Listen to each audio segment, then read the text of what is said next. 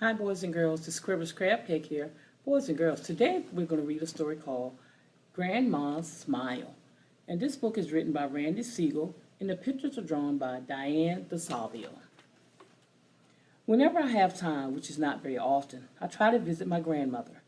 She lives far away near the ocean in a nice new apartment building filled with nice old people.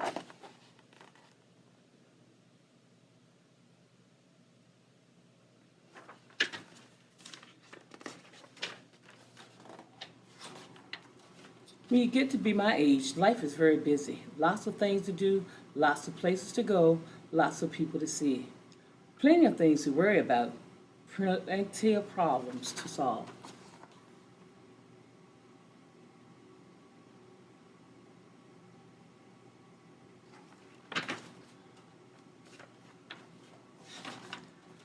It's not easy being 6 3/4, but I can't complain.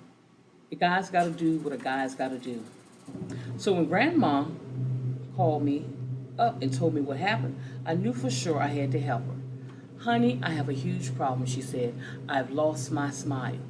Huh, I said. You lost your smile? Yes, she said, and I can't find it anywhere. How did you lose your smile? I asked. I woke up one morning and it was gone, she said. I never heard of that happening before, I replied. Neither have I, she said. Sadly, all I know is I lost my smile and I miss it terribly.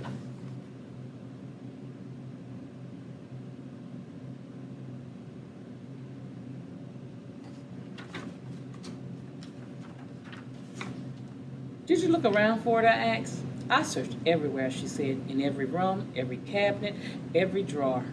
My smile is nowhere to be found. Is there any way you could come down here to help me find it? Please? Of course, Grandma, I said. I will talk to Mom and get down there as soon as I can, I promise. I love you, she said. I know you do, I answered. A few days later, I pulled out my suitcase out of the closet, packed my clothes, grabbed my flashlight, magnifying glass, tool belt, and telescope, and got ready to go.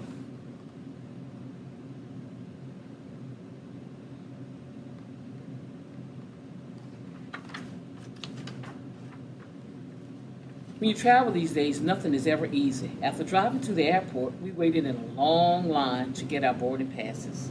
Can you believe this? Not again. I should have taken the train.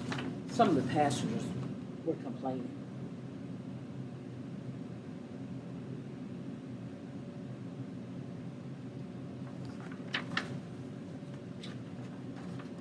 An even longer line when we had to go through security, where they x-rayed my sneakers, books, and jelly beans.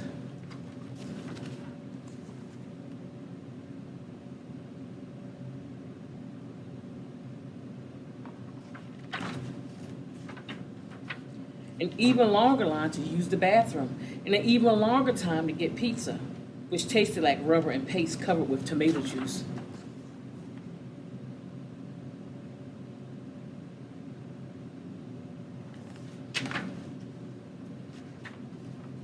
When we finally walked to our gate, we had to stand in another line to board the airplane, which showed up late because it had to wait on another line in the sky for its turn to land.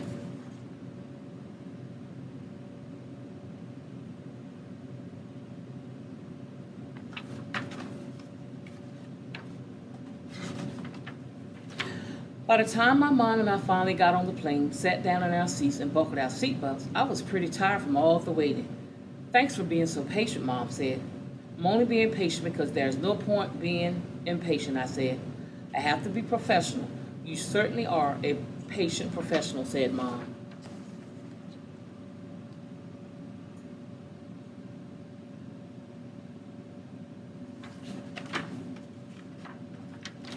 As soon as our plane took off, I took a quick nap. I needed to recharge my batteries. Since I had a very important job to do, yes, I'm going to help Grandma find her smile.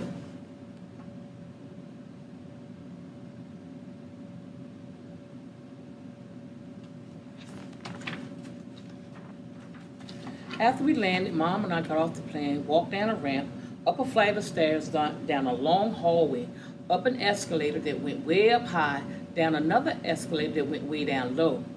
We went through a big set of doors that turned in a circle.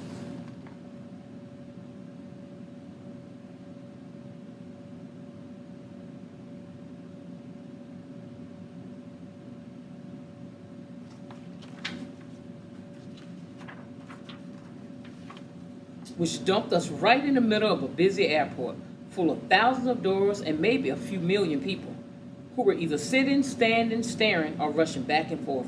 It's crazy in here, I said. Let's go find Grandma. Great, said Mom. Let's go.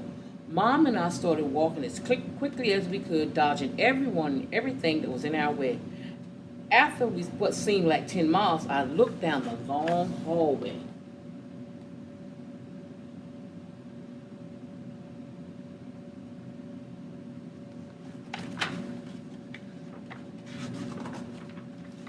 And spotted Grandma, who was waiting for us right under a big, bright red exit sign. I let go of Mom's hand and took off running toward Grandma. I could see her, but she couldn't see me. Sure enough, Grandma was smiling. She looked nervous, too, and if she was worrying about something. As I ran, I waved to her, but she couldn't see me. I was still too far away. I whistled as loud as I could.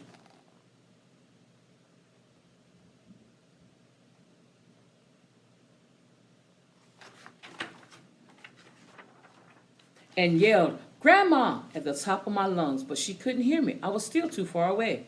So I started running faster and faster, as super fast as I could. I wasn't quite flying, but I felt like I was. As I got closer, I kept shouting, Grandma, Grandma, Grandma, here I come. Finally, Grandma's eyes looked the right way, and she saw me. Grandma!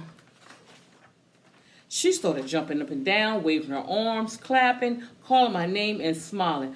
Hi, Grandma, I said as she gave me a big hug and a wet kiss. Look like you don't need any help finding your smile. Grandma gave me another hug, squeezing me even tighter. What are you talking about, she said. I couldn't have found it without you.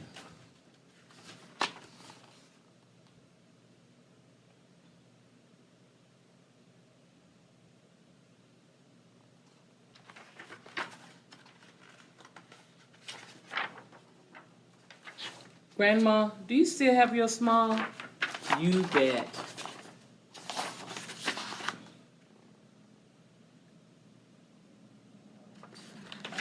Boys and girls, I hope you enjoyed the story for today. See you next time. Bye-bye.